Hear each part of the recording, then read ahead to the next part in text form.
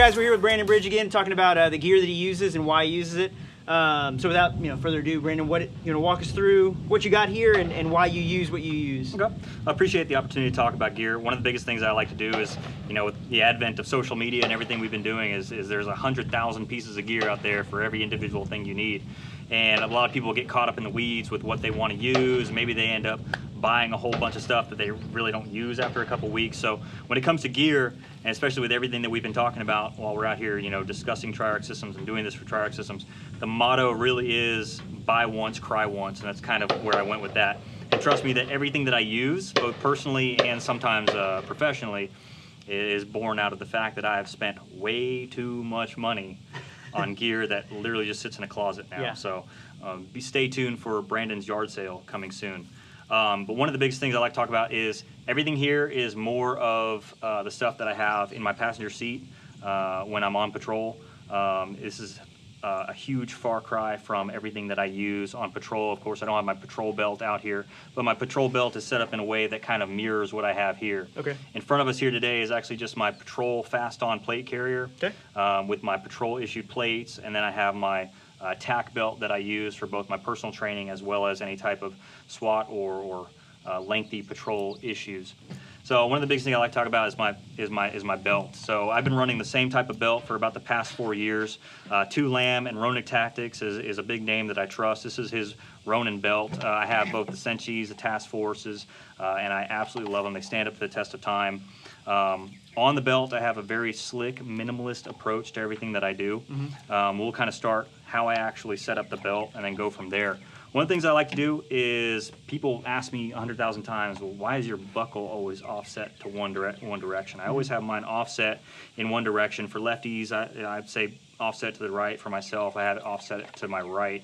What I like to do is get my buckle out of the way, so to speak. What is the area where I'm not going to put anything?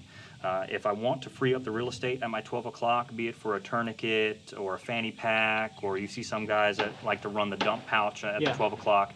For my tack belt, what I like to do is have my tourniquet at the 12 o'clock, so my belt is actually offset to the right.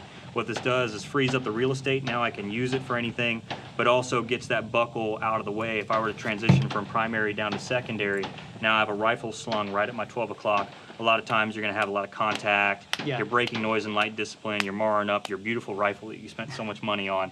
And so that's why I do offset it. I get it to where I'm not going to put anything. So it's right up against my holster. My holster for the last countless years has always been Safariland. It's a huge name that I trust. This is my Safariland duty holster with the QLS system. I love the QLS system. You can throw one of these plates on every UBL, on every belt that I have. And as long as this always has the male portion, I can throw this on any belt that I like. I love it. I've laid on it. It stood up to the test of time. Gotcha. A lot of guys have a lot of heartburn about running a thigh strap on a mid-right holster. I say if you're going to try to stabilize your holster in the best way you can, use it. It gets me out of having that really drop leg holster where if I'm taking a knee or whatever I'm doing, now I have to actually, if I'm going to take a knee with my right knee down, I got to reach down in some awkward way to actually draw my gun. I like having that mid-right holster, so no matter what I'm doing, it's always canted straight up and down so I can get to it and always have the most natural draw stroke. Having the thigh strap on it is just one more thing that really shores up the holster to where it is. So you can muddy up your draw stroke as much as you want. It's just going to add to the stability of the draw stroke, and that's what I found. Gotcha. Quick question before you move on. Brand on this tourniquet holder? This is the Soil Eater tourniquet holster. Look up Dan, aka Soil Eater, S-O-I-L Eater. He's making these sweet tourniquet holsters, and also for the guys that are out there doing explosive breaching, he also makes variants of this that are a little bit bigger to hold coils and coils of shot cord and whatever else you got going on. So great little product, little nifty product. I have a very similar setup on my plate carrier here as well. I'll get into that in a little bit. Going around the belt, I always have some type of medical pouch on me. For this instance and into my other personal belts, I always just use a simple pouch. It's not purpose built for medical items. It's just the high-speed gear Pogie pouch. Just reach back with one simple lift up and then zip it either way. And I actually have all my medical equipment, just the necessities to plug maybe, your worst case scenario, training on the range. I'm not going to be looking at a mass cal situation. I'm going to be looking at some really bad frags, some really bad spalling, or God forbid someone's been shot once, which is going to shut the whole thing down, and I'm looking to plug and play with just one bullet hole. So I've got a couple tourniquets in there, halo chest seals if someone takes a round and we start actually needing to to close up a chest cavity, an Israeli bandage, and then some more Z-Pack compressed gauze in there. Gotcha.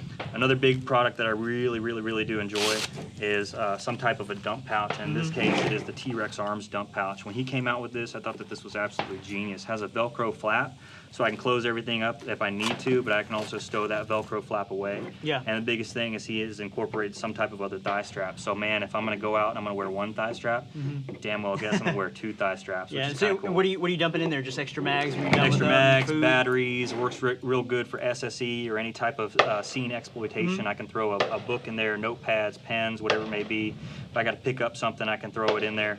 The biggest thing, that we've come away from the military to the law enforcement side is, getting in a gunfight. Now I got to drop a mag and forget it. And I can replace it, later on down the road. Here, it's really good to work on actually securing your equipment. So having a dump pouch is always a good idea. Okay. One of the good things he did was he put Velcro on both sides of it. So if I'm wearing that inner outer keeper belt system, I can always still ensure that I have Velcro to Velcro contact, keeps the belt in place. Cool. This whole thing is sterile, so I don't have any mags or anything like that, any mags or rounds in it. But I've got a simple general purpose mag carrier. It's one of your simple tacos, holds my phone, holds other mags, holds all kinds of other stuff. And then some type of a shotgun retention pouch. It's just one of those simple placards from Tac Taylor. It's on there. Pens, batteries, shotgun rounds, whatever it may be. And then I've been using the S-Tac, I don't know how you guys want to pronounce it, but Kiwi, however the hell you want to pronounce it. S-Tac pouches have been my go-to. They're great. They have a simple Kydex insert inside the actual fabric pouch. Super low pro, super minimal design, and they hold every mag you can actually imagine. One of the great things about it is the AR mag holders also carry 2 Glock mags. So Okay, cool. always think about how you're getting your mags. So that's kind of the belt setup that I always work with. This actual setup with everything offset and where everything is actually mirrored on 2 other of my personal belts. It's just given that we're law enforcement, we don't want to cross-train discipline, so I'm going to go ahead and take out my duty gear and actually work with it on the weekend. So that's where I'm at with my tack belt setup right now. Cool. As far as plate carriers go, like I said, buy once, cry once. There's 100,000 plate carriers. Whatever you purchase is going to have to fulfill your individual needs. As a law enforcement officer, all we're going with is just a quick on, quick off type of deal. And I didn't really want the cummerbund flap, or there's tube systems out there that are great, but one of the names that I always keep coming back to is my Spiritus rig. It is extremely comfortable, extremely lightweight. There's no excess material to it. The Spiritus Systems Overt has been kind of the go-to for the next little while. Using the Spiritus Overt itself with my patrol plates in it. Fits like a glove to the actual plate, so there's no excess material. Ounces actually do bleed into pounds, and these are super low profile. Great for long durations. As everything that we do with TRIARC systems, this is another company that is truly pushing forward and innovating everything they do. I feel like Adam just wakes up every day and is like, what else can I create? So if you're following Spiritus Systems, everything they do is advancing continuously. I mean, you're going to be looking for new cummerbunds coming out. You're going to be looking for new placards coming out. You got the microfight system with its sack pouches, whatever it is. They have whatever you may need to fit your bill. I just have mine set up with a simple triple M4 AR mag placard. And then, like I said, with my duty belt, I like my tourniquet slimline where I can get to it with either hand. I have a T-Rex Arms Tactical Innovations tourniquet carrier there on the bottom. I have one of these on every one of my plate carriers and absolutely love it. Highly recommend it. If you're out there training with someone that's not carrying a tourniquet, you don't need to be training with them. So that's my philosophy on that. So another good company. Look at all the stuff they've got coming out. Everything's sterile here, but this is pretty much how I run it, and then I have everything that I need in the car to actually throw on and go. Cool. Another thing that I have out here is actually my buddy's full-blown SWAT rig. We have various different rigs that we have. He's got his patrol plate carrier set up. It's ready for SWAT operations. It's ready for patrol work. He again has a Spiritus microfight system with a sack pouch with all the medical equipment in it. One of the good things about this company is you're looking at a company that has a very modular design. So with the Swift Clip system, he can take that off and throw it on any other plate carrier he wants. He can run with the sack pouch, without. Very modular to whatever you need. You guys set it up. One of the plate carriers that I do like, and I actually kind of recently went away from because I like the Overt so much. Another really good, comfortable one to look at is the Velocity System Scarab. They have several different models. The LE is kind of the one that I've chosen because I like the cummerbund itself. It's a very mesh cummerbund, but you can also still do all your molly and your pals webbing on the side. It's a great setup to work with. Cool. Everything I do here is very modular, but at the same time, it fits a very specific purpose. If I'm going to work in patrol, there's no need for me to have, 15,000 pouches. Something like this fits my bill. But at the same time, it's easy to put on and it's easy to take off, if that kind of makes sense. Yeah. Some of the things we also have out here are my actual individual rifle setups. Okay. So my personal rifle that I've been running for a while, I was graciously been working with this TRIARC Systems 10.5 SBR for quite a while. I don't really know how many rounds are on it because it just keeps plugging away. And I've lost count after so many years. But 10.5 with a Voltor A5 system on it, forged receiver set. The biggest thing you'll see in all of my rifles out here is that they are all kind of generically set up the same way. I like a very small, stubby vertical foregrip. I like having my light switches on demand at the 12 o'clock. I like having some type of irons that I can rely on if my optics should go down. I've been shooting the aim point micros for the longest time. I have a T2 on both of these rifles. Laser designators is just something you can get into if the mission set and what you're doing as far as your professional capacity actually dictates. So I decided to throw this one on if I ever need it as a backup gun at work. So one of the biggest things that TRIARC has done, as you know, in the recent past, has been moving over from certain rail systems over to their TRILOK rail system. Hugely impressive. I love the design of this. I had absolutely no idea what the wedge lock system was and the other manufacturers that are making this rail before I was actually introduced to it through you guys. And when I did, it absolutely blew my mind. What they're doing a little bit different from other people who are doing this is has a true 7-sided M-lock design. Both on this short one and longer rail systems, you get 7-sided M-lock all the way around. You have integrated steel riveted QD slots on either side, which is hugely helpful. And all in all, we've banged it up. We've been shooting it for a while. It's super light. It's the circumference of it is super small. It feels great in the hand. That's what she said. And it looks great too. So that's what really matters at the end of the day. It's just bomb proof. It feels really good. So. Yeah, the new rails are great because they give more versatility. So you have more room to mount on there, especially with shorter guns like this when you're running out of space. It offers you more options to mount the things you need where you want them. If you find yourself with a really good, if you're working with any type of an external weapon light, looking for some type of inline M-lock mount, there's 100,000 out there. I love the Bobro engineering mounts. I love my Arisaka defense mounts. They're great inline mounts.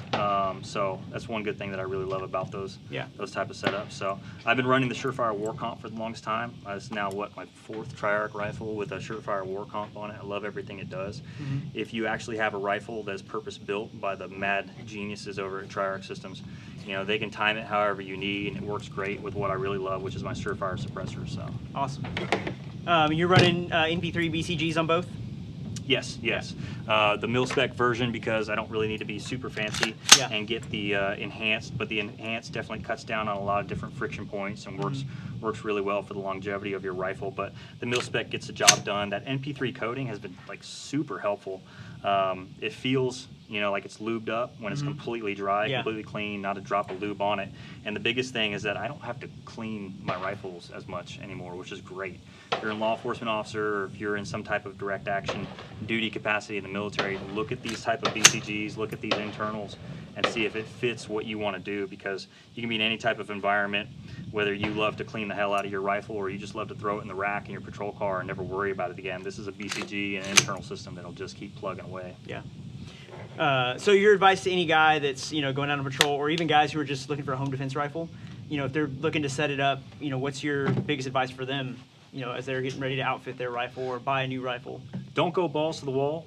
Get something that actually fits your specific needs. If it's a home defense system, it's going to be maybe something that's a little bit shorter, or a 14.5 or a 13.9 with an exact OAL of 16 inches.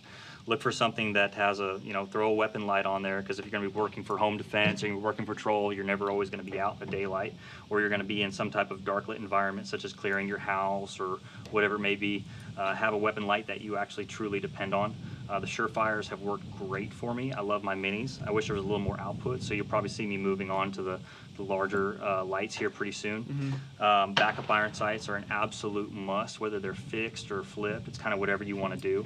For the longest time, I was always working with a fixed front sight post and a flip down rear, just because it's one less thing I have to actually flip should I actually need it. Yeah. And that front sight post also actually works to kind of protect lasers or lights or whatever you have on there should you drop your rifle. It's kind of one little thing to think about. Vert foregrips, angle foregrips, whatever actually makes you feel the most comfortable when you're shooting and gives you the ability to control the business end of the stick as you're shooting. That's just all really matters. Like I said, there's 100,000 things out there, 100 different components out there for everything you're looking for, and just find what works for you. It's like buying a car. Find what you like, find what's most comfortable, and find what works and actually has a really good, solid reputation. Yeah. TRIARC Systems will stand behind you in everything that they actually put out there. So. Absolutely, absolutely. All right, guys. Well, thank you guys for tuning in. Thanks for Brandon coming out and walking us through his gear and what he uses. Be back next week. He's going to run us through a couple of drills that you guys can do at home. And make sure you hit that like and subscribe button. We'll see you guys next week.